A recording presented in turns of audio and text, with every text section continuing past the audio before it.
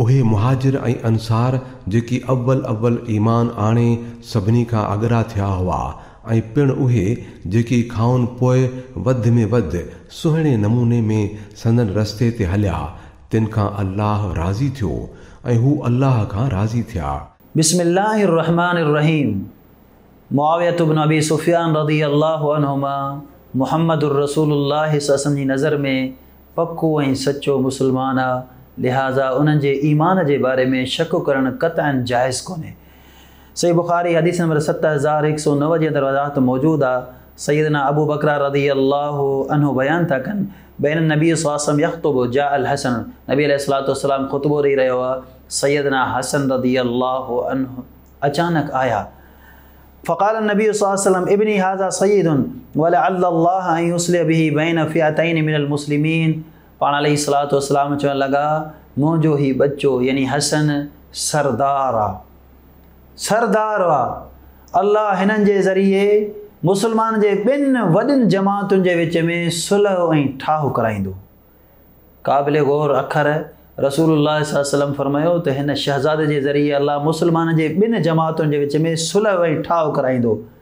तारीख़ गवाह आहे, उहे ॾींहं आया हज़रत अली रज़ियल्लाहु जी शहादत खां पोइ हसन ऐं मुआविया रज़ियल्लाहु अन्हुमा ज़ाहिरी तौर ते जंगी मैदान में हिक ॿिए जे आॾो पहुता ऐं मुहम्मदुर रसूलुल्लाह जी बशारत ऐन उन ई महिल सच ऐं सही साबित थी।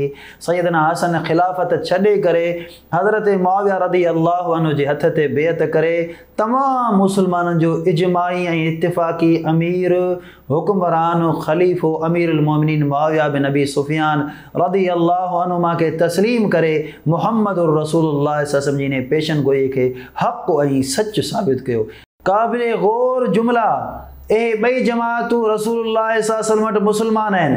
हसन रज़ियल्लाहु अन्हु जी जमात मुसलमान, मुआविया बिन अबी सुफ़ियान रज़ियल्लाहु अन्हु जी जमात मुसलमान। लिहाज़ा जेकॾहिं नबी अलैहिस्सलातु वस्सलाम वटि मुआविया रज़ियल्लाहु अन्हु सचो पको मुसलमान आहे त संदन ईमान ते इस्लाम ते शक करणु कॾहिं बि जाइज़ कोन्हे। ऐं मज़े जी ॻाल्हि आहे, हीअ रिवायत इजमाई इत्तिफ़ाक़ी रिवायत आहे, कुतुब शिया जे अंदरि बि हीअ रिवायत मौजूदु आहे। हसन रज़ियल्लाहु अन्हु जे हवाले सां कशफुल गुम्मा अरबली में इहा रिवायत मौजूदु आहे, जुल्द 1 सफ़ो नंबर 528, उन जे अंदरि बि इहा रिवायत मौजूदु आहे। ऐं इन रिवायत मां इहो मसइलो वाज़े थी वियो त हज़रत मुआविया रज़ियल्लाहु अन्हु सचा ऐं पका मुसलमान आहिनि। ऐं ॿी अहम ॻाल्हि इहा आहे, इन रिवायत जे दीगर लफ़्ज़नि जे अंदरि ॿिया हिकु जुमिला आहिनि जेके इन मसइले खे अञा वधीक वाज़े कनि पिया। बुख़ारी हदीस नंबर 3608 में लफ़्ज़ आहिनि, ला तक़ूमु अस्साअ हत्ता यक़्ततिल फ़िअतान दअवाहुमा वाहिदा।